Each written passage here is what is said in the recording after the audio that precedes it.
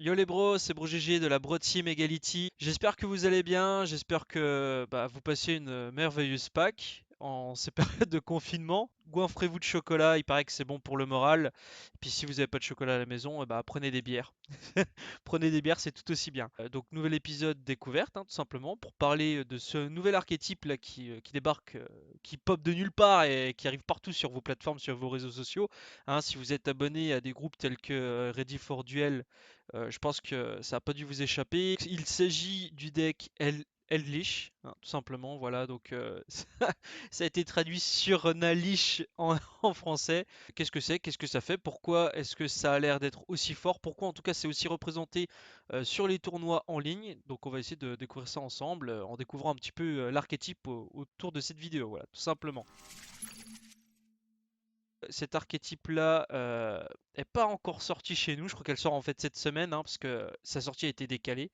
Donc ça sort dans Secret Slayer. Donc le produit est déjà disponible aux États-Unis depuis le début du mois d'avril. Et puis nous, comme je le disais, hein, je crois qu'il sort la semaine de Pâques. Donc du coup, Secret Slayer nous propose au total un seul monstre de cet archétype, 3 magies et 6 pièges. Voilà, tout simplement. Donc il faut savoir que c'est un gros archétype qui confond 3 sous-archétypes, on va dire. Donc il y a l'archétype principal, entre guillemets, même si aujourd'hui il y a vraiment qu'une seule carte, c'est Eldritch, tout simplement. Il y a l'archétype, enfin le sous-archétype Eldlixir et le sous-archétype Golden Lands. Donc on redécouvrira ensemble un petit peu pourquoi ces sous-archétypes-là se confondent et quelles sont leurs synergies les unes avec les autres. Un petit brin d'histoire avant de commencer un petit peu la description de l'archétype. Eldritch, ça nous vient d'où en fait? Donc en fait c'est la contraction entre deux termes. Donc le premier c'est Eldritch et le second c'est Lich. Bon, Lich, on le connaît tous, c'est un petit peu tout ce qui est mort-vivant, zombie, etc. Et Eldritch, lui, ça c'est un terme qui a été inventé en gros par un écrivain américain du nom de Lovecraft, hein, qui est connu notamment pour ses œuvres, hein, telles que, je sais pas moi, le mythe de Cthulhu. C'est pas facile à prononcer, mais bon, ouais, je pense que tu sais de quoi je parle. En fait, c'est un terme qui désignerait une abomination indescriptible, voire incompréhensible par le genre humain. Donc en français, ça a été traduit par surnaturel, je crois. Pour comprendre un petit peu mieux ce terme qui est Eldritch, je vous propose un extrait d'un article que j'ai trouvé sur l'encyclopédie fantastique. Donc c'est un article qui a été écrit par le vagabond immobile. L'abomination Eldritch n'est point de créature définie. Il s'agit d'une forme d'identité codifiée, un concept pouvant prendre différentes apparences selon l'imagination de son créateur torturé. Gigantesque, cosmique, inconcevable et cauchemardesque, l'abomination d'Eldritch est un être dont les simples existences et définitions plient les lois de la compréhension humaine. L'abomination d'Eldritch est tout ce que vous ne savez pas, ce que vous craignez, ce que vous haïssez et que vous êtes incapable d'imaginer. Elle est dégoûtante et fascinante à la fois. Il est impossible de la comprendre totalement et de garder la possession de ses esprits, de l'admirer sans régurgiter son repas. Bon voilà, je trouvais ça marrant de vous faire part un petit peu de ce petit extrait là. Ensuite donc nous avons le sous-archétype Elglixir. Voilà, donc ça fait penser à Elixir bien entendu. Donc Elglixir c'est inspiré directement donc des différentes phases que composent les grands œuvres en alchimie en fait. Donc il faut savoir que nous avons l'œuvre noire, hein, qui correspond à Black Awakening. Donc en fait c'est tout ce qui est calcination, dissolution, voire tout ce qui référence la mort en fait tout simplement. Ensuite l'œuvre blanche qui correspond à White Destiny, qui est donc la purification. Voilà. Ensuite nous avons l'œuvre jaune qui n'existe pas encore, donc on pourrait supposer que c'est un support qui viendra plus tard.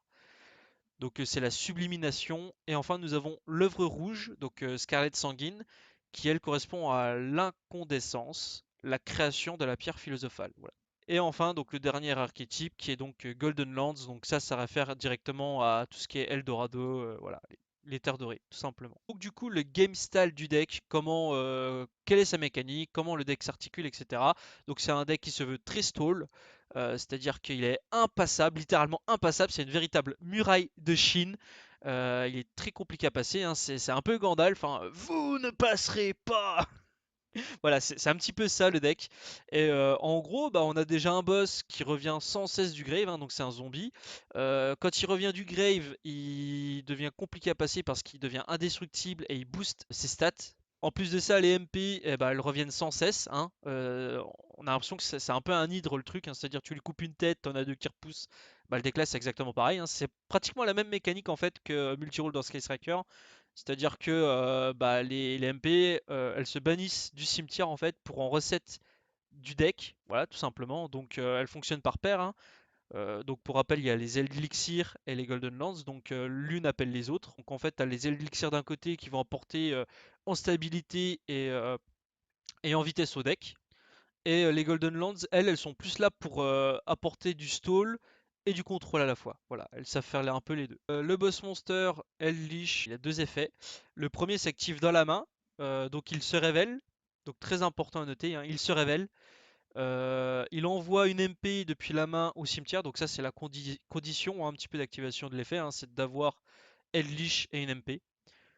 Donc il discarde la MP, il cible une carte face-up sur le terrain, et à la résolution, il s'envoie au grave et il envoie la carte ciblée au grave aussi. Donc du coup c'est intéressant parce que ça détruit pas, ça va permettre de passer des cartes indestructibles on va dire entre guillemets. Ça va permettre de passer je sais pas hein, des Dingirsu pourquoi pas, ou autres cartes ne pouvant être protégées par Dingirsu du coup. Ça peut permettre d'envoyer Sunlight Wolf au grave directement, voilà. Donc c'est à dire que si le mec il a pas Roar, enfin s'il a Roar il est obligé de néguer de ça. Et s'il a pas Roar, ben rip la rage tout simplement. Et donc voilà, donc c'est un effet hyper intéressant pour ça et c'est hyper bien écrit puisque bah, le fait qu'il se révèle, il s'envoie pas au grave, ça lui permet de pas prendre call by the grave notamment, donc voilà, c'est intéressant. Ensuite son deuxième effet, donc bah, il s'active dans le grave, hein, c'est un zombie pour rappel. Il envoie une MP que l'on contrôle au grave, il se remonte en main, puis il spay un zombie depuis la main et le zombie là pourra bénéficier donc d'une augmentation d'attaque et de défense de 1000 et deviendra indestructible pendant 2 tours à peu près, jusqu'à la end phase de l'adversaire, en gros. Donc voilà.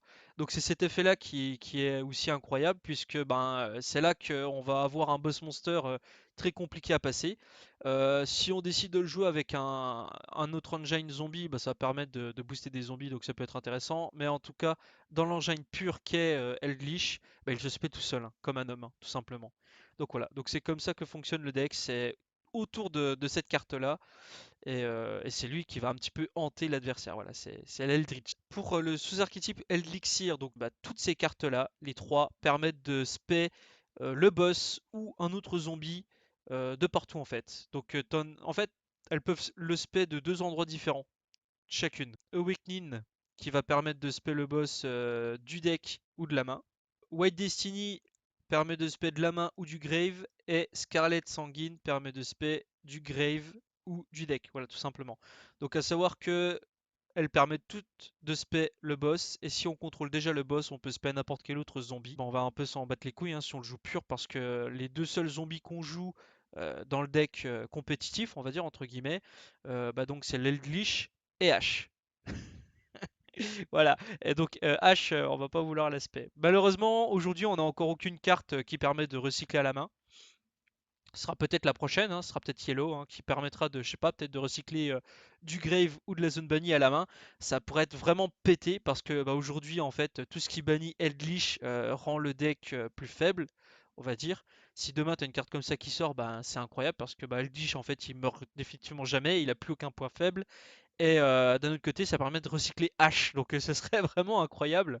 Mais bon, voilà. Du coup, les élixirs possèdent toutes un deuxième effet qu'elles partagent toutes en commun, c'est celui de pouvoir se bannir du grave pour pouvoir set des Golden Lands depuis le deck. Cependant, chose très importante à garder en mémoire, c'est que ce sont des hard once per turn et uniquement once per turn, c'est-à-dire que si on active les élixirs sur le terrain, on ne peut pas les bannir du grave pendant le même tour pour pouvoir set les Golden Lands. Donc voilà, chose à garder en mémoire. Ensuite, nous avons tout ce qui est Golden Lands. Donc, comme je le disais, Golden Lands, en fait, ça va être toutes des cartes qui vont permettre de solidifier un petit peu le côté stall. C'est-à-dire que ce sont toutes des trappes continues qui se spé en tant que monstre zombie, voilà, de niveau 5. Donc très important de préciser le niveau 5 parce que ça va permettre de faire des Xyz, donc ça on présentera dans l'extra deck. Et en plus de ça, si on contrôle déjà le boss monster sur le board, eh ben on va débloquer un second effet qui va donner lieu à du contrôle, voire un petit peu d'aggro. En fait, ça va permettre de, par exemple, Wakero. Voilà. Wakero, lui, va permettre de bannir du grave, en fait, tout simplement. Donc, c'est un petit callback de grave, on va dire, quelque part. Voilà. Donc, c'est très intéressant dans certaines méta, notamment dans celle-ci où on sert encore beaucoup du grave. En mirror, ça va être une carte très importante. Voilà, tout simplement. Ensuite, donc la deuxième, c'est Conquistador. Donc Conquistador, elle détruit une face-up sur le terrain sans cibler. Voilà. Donc d'un côté, on a le boss monster qui envoie au cimetière en ciblant, et d'un autre côté, on a elle qui permet de gérer les cartes inciblables en détruisant. Voilà, tout simplement, tant que c'est face-up, donc c'est hyper intéressant. Et enfin, le dernier qui n'est pas à négliger, hein, il y en a qui le négligent, mais voilà, elle reste quand même intéressante, au moins en fois une. Donc c'est gardien. Gardien, quand elle se spé et que le boss monster est sur le terrain, elle passe l'attaque d'un monstre à 0. Donc voilà, les monstres impassables au combat, les Avramax, les trucs comme ça, eh ben on a cette solution-là qui va permettre de les passer en fait assez aisément. Voilà pourquoi c'est une carte qui peut avoir son importance dans le deck, tout simplement. Puis c'est surtout que ça rajoute un troisième nom, Gunland, donc ça faut, voilà, c'est pas négligé. Et enfin, on a une dernière carte Golden Land qui n'est pas une trappe continue, c'est une contre-piège. Donc ça, c'est presque la moins forte de toutes, même si c'est une piège qui est tutorisable et qui va pouvoir, qui va permettre de negate un effet de monstre de magie ou piège. L'activation, voilà, bien entendu. C'est la moins forte parce que déjà de 1, la condition pour activer son effet, c'est de contrôler l'Eldritch et de le sacrifier. Donc on n'a pas toujours envie de le sacrifier, donc c'est un peu une contrainte. Après, ça peut être fort dans certaines conditions de negate, c'est sûr. Le deuxième raison qui fait que cette carte n'est pas hyper intéressante, voire moins forte que les autres, c'est qu'elle n'a pas cette faculté-là de se bannir du grave pour reset une élixir. Voilà. Donc en fait, elle va pas permettre une consistance au deck, en fait, tout simplement. Pour les Golden Lance, donc comme pour les élixirs, elles peuvent se bannir du grave pour reset, donc des élixirs depuis le deck. Par contre, elles savent le faire que durant la end phase. Donc voilà. Donc ça laisse une opportunité à l'adversaire de pouvoir la gérer avant. Voilà, c'est la petite contrainte des Golden Lands. Et comme pour les Elixir, les Golden Lands ne savent activer qu'un seul de leurs effets par tour. Voilà. Je sais pas si on peut considérer que ça fait partie d'Eldritch ou quoi, mais on a tout ce qui est un peu Eldorado. Donc la première c'est Cursed. Donc du coup c'est une carte hyper importante. Donc en fait c'est une magie continue qui dit vous payez 800 et vous allez pouvoir tutoriser soit le monstre, soit une carte Golden Lands. Donc voilà, donc c'est hyper intéressant déjà hein, pour ce fait-là.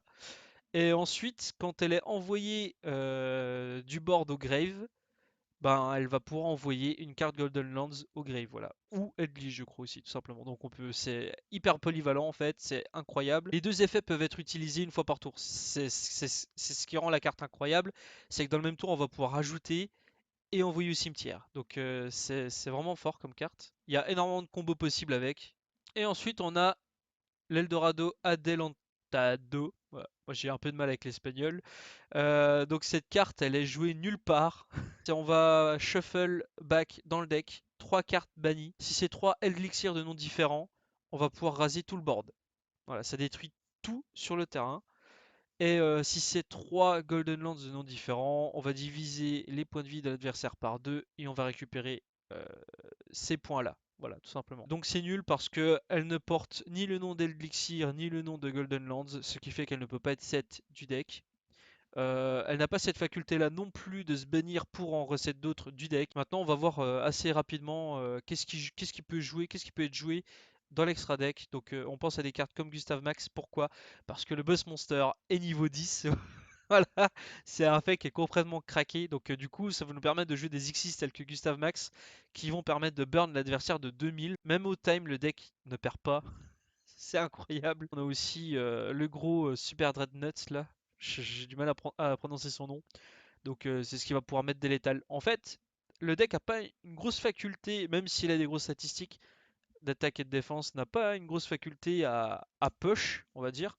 Donc du coup, en fait, dans l'extra deck, on a des cartes comme ça qui vont permettre de abréger un petit peu le duel entre guillemets. Donc ça, c'est intéressant. Pour les X65, on a Pleiades de la Constellée, tout simplement, qui est une carte incroyable, qui fait en gros 2 compulses en effet rapide. Voilà, tout simplement. En vrai, l'extra deck, il est assez facultatif, hein, on n'en a pas véritablement besoin, c'est comme ça.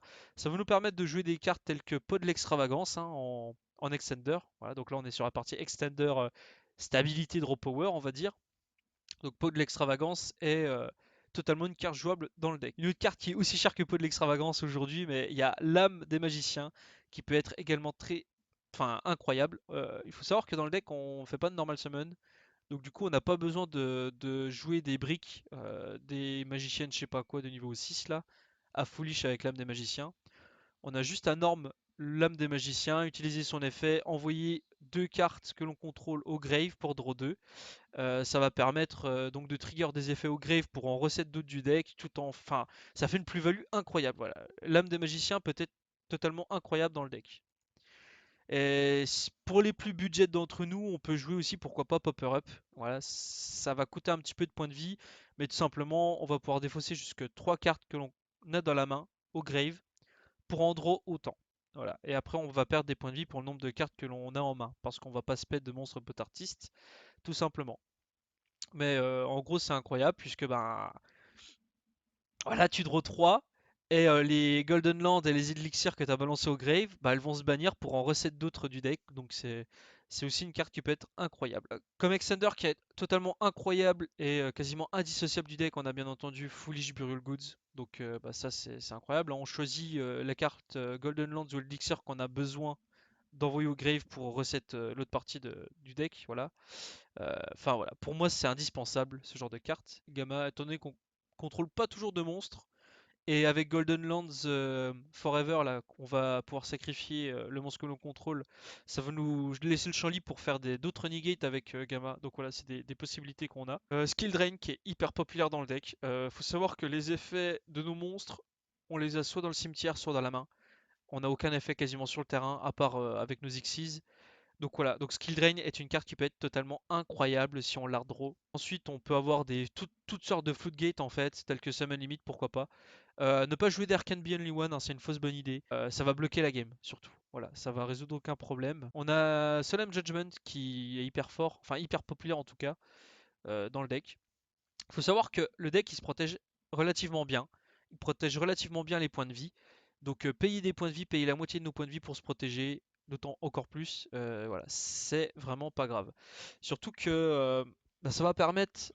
En fait, Solemn Judgment va permettre de régler certains problèmes du deck. Nous, on est sensible à tout ce qui empêche l'activation Grave, hein, je pense à Dweller notamment, ou tout ce qui bannit, hein, tout ce qui est lancé à. Enfin, tout ce qui empêche de bannir ou tout ce qui bannit notamment. Solemn Judgment, c'est une très bonne réponse à toutes ces cartes-là. Donc voilà, faut le savoir. Voilà. Evenly, ça peut être une carte aussi qu'on peut jouer main deck pour renforcer un petit peu le côté second, go second du deck. Pourquoi pas. Sur la partie engine, donc le deck, il faut savoir que il prend une place assez considérable quand même. Donc c'est-à-dire entre 20 et 25. Ça laisse beaucoup de place pour d'autres petites engines. Tout au début, on pensait que le deck était un support à Zombie World, donc il peut être joué avec. Il sera pas forcément incroyable avec. Zombie World, c'est un bon rogue pour certains decks méta, hein, comme Salamangreat, il déteste ce genre de deck. Si vous voulez jouer en fun sur un Alish, vous pouvez le jouer pourquoi pas avec Zombie World. Je pense que sur un Alish est un très bon support à Zombie World dans tous les cas. Sinon, pour tout ce qui est un petit peu plus metagame, donc ce qui est un peu plus populaire, si le deck n'est pas joué pur, il sera souvent joué avec Invoked. Voilà, Invoked, ça prend 8 places à peu près, 8 à 9 places. Ça combotte hyper bien en plus avec le deck. Alors faut faire attention, hein, j'ai oublié de le dire, mais le deck a quand même des restrictions zombies. Une fois que les élixirs sont résolus, on ne peut plus jouer que des zombies. Ce qui est incroyable, c'est qu'on a des combos avec Invoked. Donc c'est-à-dire que bah, on va faire la loupe normale, hein. On va normal Lester, on va chercher Invocation, tout simplement.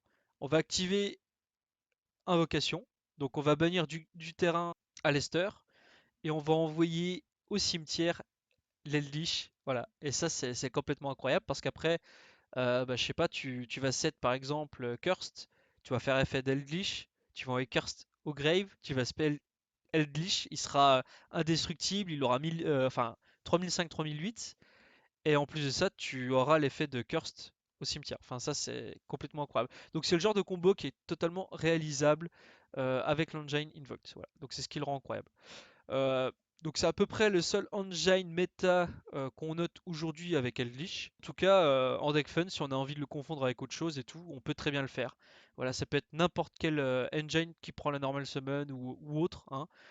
Donc je pensais à Evil Eye qui pouvait être très sympa. On peut aussi imaginer Modasso, on peut imaginer Invoke Mech Knight, hein, pourquoi pas, hein, pour avoir un côté un peu plus go second.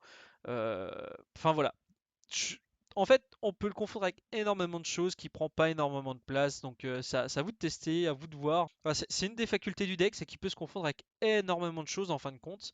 Donc ce qui va le rendre un petit peu moins lassant, on va dire, tout simplement. Aussi autre chose, comme le deck ne prend pas la normal summon, il y a énormément de cartes de side en fait qui vont devenir intéressantes dans le deck.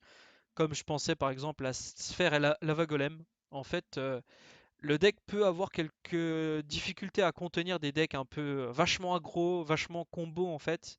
Donc des cartes comme Sphère et Lava Golem, en fait, c'est tout simplement la réponse idéale à ce genre de deck. On peut aussi run Mystic Mine, voilà, c'est totalement faisable. Inspector Border est aussi une carte qui est assez populaire en side ou main deck même, parfois. Lancea est une carte aussi que je peux recommander en side, hein. Comme je vous le disais, tout ce qui est banni aujourd'hui, ça peut être dérangeant en fait pour les decks, hein. Je pense à tout ce qui est Call by the Grave, Deinonychus, hein, le paléozoïque, qui peut être très fort pour bannir donc le boss monster, hein. Faut savoir que le boss monster il est ciblable et il est bannissable, hein. Donc même s'il revient du grave, qu'il soit indestructible et tout, Deinonychus c'est la carte excellente contre le deck, ouais, tout simplement. Donc à partir de ce moment-là, Lancia peut devenir une carte intéressante. Autre carte qui peut s'avérer très utile dans le side, ça va être Zaphion le Time Lord. Donc c'est une carte qui va être incroyable notamment contre tout ce qui est des cabacros, tout ce qui est des contrôles, voire même le mirror, puisque bah, du coup quand elle tape, elle shuffle tout, toutes les MP dans le deck. Donc c'est extrêmement fort. Maintenant qu'on situe un peu plus ce que fait le deck, pourquoi, enfin comment il fonctionne, etc. Donc on va essayer de comprendre un petit peu comment il se comporte face à certains match-ups de la méta. Par exemple, Salamangreat. Donc, comme je vous le disais, l'effet de l'Eldritch d'envoyer une carte face-up au cimetière sans détruire, c'est une carte qui va être hyper intéressante contre ce deck-là, puisque, ben, comme je vous le disais, il force la roar. Sinon, bah, Sunlight part au cimetière, et puis bah, là, ces cartes deviennent obsolètes. Donc voilà. Euh, on a beaucoup de facultés, notamment avec Wakero, de pouvoir bannir du Grave. Donc ça peut être très fort, hein, pour bannir des Jacks, des Sunlight, des trucs comme ça. Donc c'est hyper intéressant. Le deck, il va pas se laisser OTK facilement par Salamangreat. Voilà, le boss monster à 3008 de def, indestructible par effet.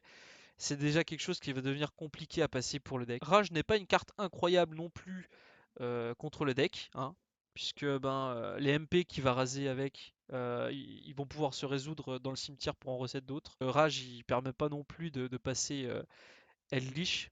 Par contre, Salamangreat peut avoir certaines facultés à remonter des boards, notamment par le boulier de Hitleo, voilà, qui est hyper fort puisque ben, il shuffle dans le deck.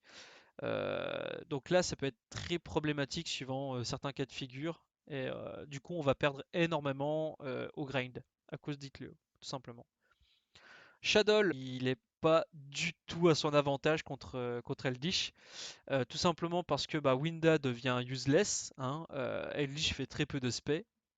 Construct, il sait pas du tout passer le boss monster, il n'y arrive pas. Le moyen le plus efficace que Shadow a de l'avoir aux ressources, c'est Ariel, voilà, tout simplement. Ariel est une carte qui va devenir incroyable contre Eldritch. Bannir 3 du Grave, c'est incroyable. En tout cas, au grind, Shadow n'est pas un deck qui a tendance à gagner contre Eldritch, voilà, tout simplement. Invoke, c'est un deck qui peut être complètement dangereux pour Eldritch, hein, puisque bah, déjà il peut se servir des Eldritch au cimetière pour pouvoir invoquer Mekaba. Donc ça peut faire très mal à Eldritch. Ensuite, on a aussi Purgatorio, qui est une carte qui peut s'avérer dangereuse contre le deck, voilà, tout simplement. Après, on a les decks un petit peu rogue, contrôle un petit peu comme Gourou. Voilà, Gourou, ça peut être un peu bizarre comme match-up. Je pense qu'Eldritch a quand même l'avantage Guru peut tirer un avantage à partir du moment où il a Dark Envy sur le board, mais avant, je pense que c'est assez compliqué pour Guru de passer Eldish, voilà, tout simplement. Altergeist, alors Altergeist, c'est différent, ça va dépendre vraiment des situations, mais en gros, Altergeist, faut pas le laisser se setup trop rapidement. Puisqu'une fois setup, je pense que là, il a complètement l'avantage, hein. Il a complètement l'avantage. Déjà, il a l'avantage grâce à Sulkitus qui bande sans main, hein, donc ça peut être un effet incroyable contre Eldish. Et quand s'il commence à poser des Extia, des trucs comme ça, là, ça peut commencer à devenir problématique. Protocol est une carte qui, bien utilisée, peut contrer totalement l'Eldlich, enfin le boss monster en tout cas, le Golden Lords. Donc voilà. Donc Altergeist c'est un match-up à prendre en considération. Il peut être facile à battre, je pense, comme il peut être une véritable galère. Et après, en rogue, on a tous les decks un petit peu combo, un petit peu OTK aggro. Les grosses sorties, en fait, le deck, il va avoir du mal à les encaisser, en fait, tout simplement. Donc voilà, on va passer aux avantages, aux inconvénients du deck. Donc l'avantage, c'est que c'est un deck voilà, qui est hyper stall, très compliqué à gérer. Et en plus de ce stall là, le deck il se refait tout le temps en termes de ressources, donc il est quasiment intuable. Il sait gérer beaucoup de situations, hein, que ce soit gérer les monstres inciblables, gérer les monstres indestructibles, gérer le board, gérer le grave. Il est hyper polyvalent. Il y a possibilité de le jouer avec beaucoup d'engine pour varier un petit peu les plaisirs, donc ça c'est un bon point. Et surtout, je pense que du coup, bah, comme c'est un deck qui reste assez petit, enfin 20 à 25 cartes quoi, c'est un deck qui va pouvoir s'adapter à beaucoup de decks, voire beaucoup de formats. Donc voilà. Au niveau des inconvénients, le deck a une prise en main qui n'est pas spécialement évident. Les effets qu'on active des MP sur le terrain et au grave, bon, on ne peut pas les faire pendant le même tour, hein, c'est des hard ones per turn et uniquement une fois par tour. Donc du coup, si on les active sur le terrain, on va pas pouvoir les résoudre dans le board et on va perdre un petit peu en consistance. Donc faut réfléchir à ce genre de truc là aussi et faut faire attention à pas claquer ses élixirs n'importe comment et à pas se faire bannir nos boss monsters n'importe comment. C'est un deck qui se veut être joué intelligemment, donc voilà. Ça va demander beaucoup de pratique pour être maîtrisé. Donc le deck risque d'être très coûteux, bien entendu, hein. Voilà, au vu de la popularité de ce deck et de ce qu'il a déjà prouvé sur le solo CG, on sait que le deck risque d'être très cher. Le deck pur peut devenir très très vite lassant. Donc de ce que je regarde beaucoup sur Dueling Book, les games sont hyper longues, c'est atrocement long, notamment contre des engines comme Invoked ou comme Shadow par exemple. Donc voilà, donc sur Dueling Book ça se ressent moins, mais en vrai c'est un deck qui va souvent aller au time. Et ça c'est indéniable, donc voilà, ça peut être très énervant à la longue. Donc il est très sensible à tout ce qui touche le grave, comme Dweller, Vallée Mortuaire, hein, les cartes comme ça, les Call by de grave, ou comme je le disais, ce qui empêche de bannir, comme Lancea, ou ce qui bannit, comme Evenly, hein. Evenly il se le mange de plein fouet, ça fait très mal aux dents. Euh, Call by de grave, Didicro. Didicro est une excellente carte contre ce deck. Voilà. Et comme je le disais aussi, Deinonychus, hein, le paléozoïque, tout simplement. Quelle sera sa place dans le metagame? Donc à en croire Dueling Book, donc c'est un deck qui est extrêmement joué en ce moment, hein. Je vous apporte là des statistiques de Dueling Book, donc des decks qui sont joués depuis la banlist de janvier, hein. Donc, euh, donc c'est-à-dire que pour rappel sur Dueling Book, le deck est sorti début du mois d'avril. Et il est déjà quasiment ouais, troisième place, l'un des decks les plus joués depuis janvier, alors qu'il n'est joué que depuis avril. Non mais c'est complètement insane. Voilà, c'est juste pour vous montrer à quel point la popularité du deck est incroyable et à quel point sa représentation risque de tirer vraiment vers, pas le tir 0, mais en tout cas le tir 1, ça c'est sûr. Il a d'excellentes réponses contre beaucoup de decks, et même contre les meilleurs decks. Donc c'est pour ça que sa place dans la méta, bah, elle sera certainement entre le tier 1 et le tier 2. Ça c'est sûr, ça sera beaucoup plus qu'un rogue. Donc voilà, c'est terminé pour cette vidéo. J'espère que elle aura su répondre à toutes vos questions sur bah, le deck Eldritch, hein, pourquoi, comment il fonctionne, pourquoi est-ce qu'il est aussi fort, etc. N'hésitez pas à dire sur quel point je pourrais améliorer ce genre de format également, hein. Voilà, c'est encore assez jeune découverte, il y a beaucoup de choses qui peuvent être améliorées, j'en suis conscient. Donc n'hésitez pas à le mentionner dans les commentaires. En tout cas, si vous avez kiffé, laissez un like, hein. Et si vous voulez devenir un frérot, devenir un bro, abonnez-vous.